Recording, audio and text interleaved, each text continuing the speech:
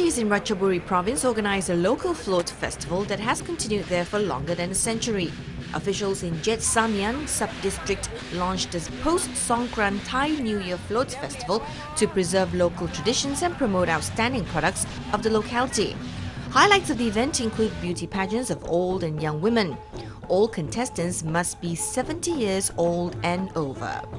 The float festival in Jet Samian sub-district normally follows a rice harvest during the Songkran festival.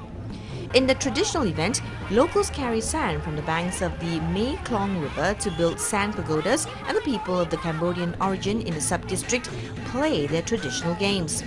Locals also enjoy floats and long boat racing. Apart from floats, there are also the processions of flower beauty queens and old beauty queens riding tricycles, the contest of sand pagodas, the competition of sepak takraw, and traditional New Year greetings for the elderly to promote family relations. In the festival that includes water revelry this year, local cultural authorities encourage people to refrain from alcoholic beverages, coloured talcum powder, and ice that would otherwise injure others.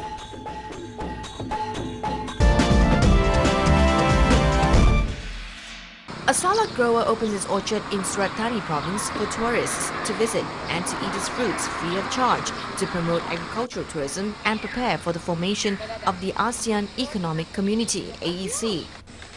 Ardit Matitam, who is a certified outstanding farmer of Thailand, opens his orchard covering 2.4 square kilometers in Ba Nan San district to welcome Thai and foreign visitors who can eat his fresh salak fruits free of charge. This is to promote agricultural tourism and prepare local farm products for markets in the AEC. The grower welcomes visitors daily with 1 ton of salak fruits of 5 varieties that are the most delicious in Thailand. They are Sumali, Noan Wong, Indo, Orlor and Salamor varieties. Mr. Ardit said the salak in Ban Na San district was the most delicious in Thailand as local soil made it sweet, sour, fragrant and crispy.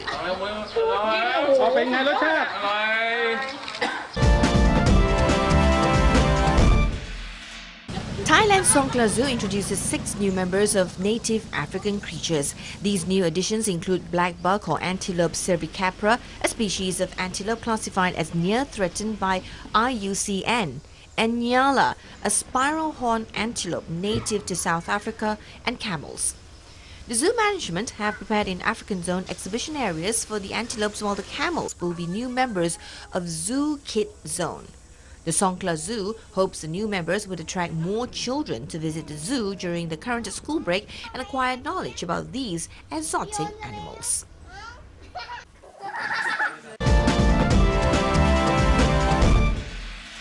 Cambodia's first outdoor rock climbing center, complete with caving, abseiling and via ferrata, is now open for business near Kampots in southern Cambodia.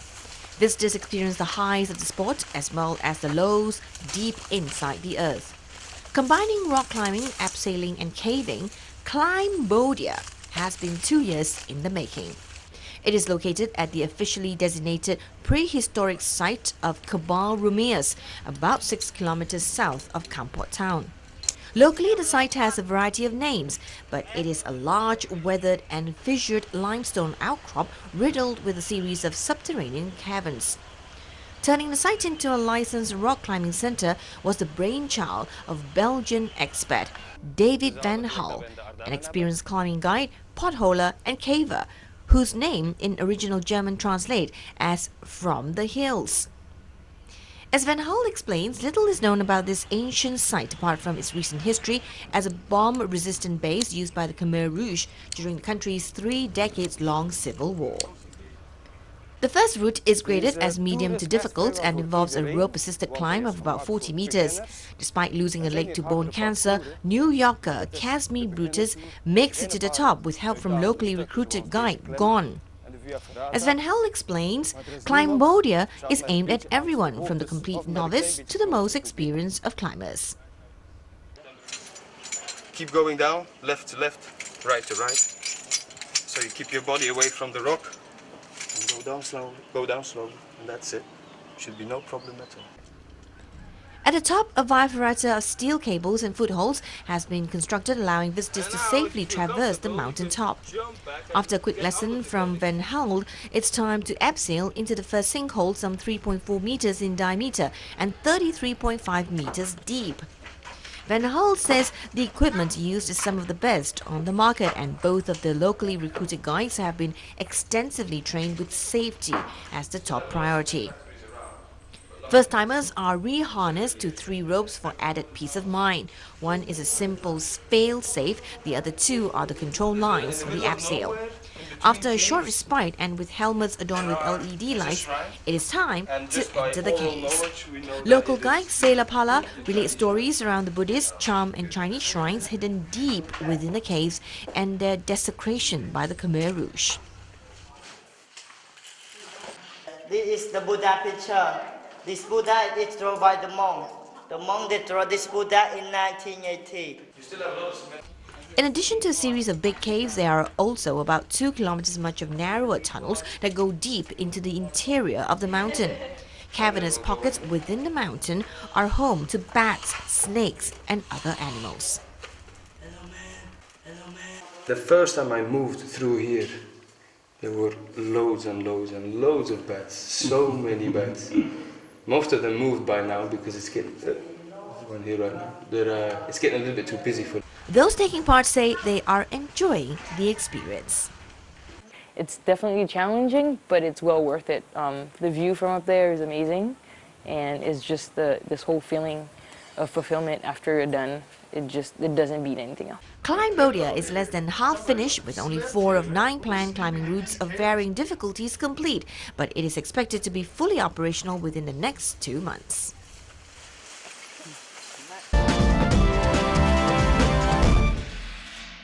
A school in Indonesia is working its magic to produce hundreds of magicians who go on to have successful careers in the entertainment industry. This small building on the outskirts of the Indonesian capital might not look as grand as Harry Potter's Hogwarts, but the Magic Mania School of Magic is teaching scores of people to turn their dream of becoming professional magicians into reality. This popular magic school has been around since 2007, and it has trained almost 400 magicians so far. The school has a strict curriculum of teaching modules. The students have to sign up and pay $250 for 4 levels of beginner classes to make sure that they do not leave the school before mastering the very basics of magic. Students graduate with a professional certificate granted by the school. In the first level, teachers will show the students how to do magic tricks using everyday items around them. In the second level, students learn about tricks using cards. In the third level, they learn to do magic using coins and other basic props. When they reach the fourth level, students will learn how to perform on stage in front of a live audience. And at this level, they can begin to have their own show and get paid for it. The students are expected to take at least 1 month to finish each of the beginner levels of magic at the school. By the end of the beginner classes, students should have mastered over 30 different magic tricks. Afterwards, the students have the option to continue studying an additional 4 levels of advanced magic at the school. The headmaster of Magic Mania School of Magic, Abdul Muhaimin, has studied magic in the US and says he saw a business opportunity at home where professional magicians are still a rarity. Muhaimin says the appeal of a rookie magician in Jakarta making several $100 per show draws people aged as young as 7 to 27 years old from across Indonesia to his magic school. The Indonesian capital has a minimum wage of around $240 per month. 24-year-old Ricky Hermawan Bandekli is part of the latest group of young magicians studying at this magic school. Ricky was a student majoring in communications in his hometown in the remote central Sulawesi region, where he decided to pursue his childhood dream of becoming a magician. Ricky dropped out of school, moved to live with relatives in Jakarta, and enrolled in the magic school in 2011. He took 6 months to go through the beginner classes and got his first break when he performed a magic show during a Halloween party. Ricky is now considered one of the brightest students at the school, and he often performs alongside his teachers on major shows.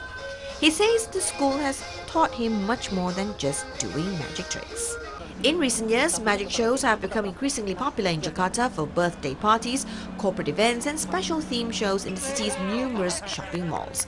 They have also been turned into popular television programs with local professional magicians achieving celebrity status. All the hype over magic has brought good fortune to the magic school. When it first opened, it only used to secure around 3 to 5 shows a month for its students. Last year, the school had 20 to 30 shows every month.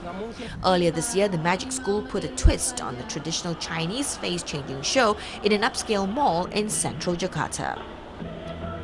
Muhaimin believes that magic has a bright future in the entertainment landscape of the Indonesian capital and believes it is also bringing the best out of people in a tough urban living environment.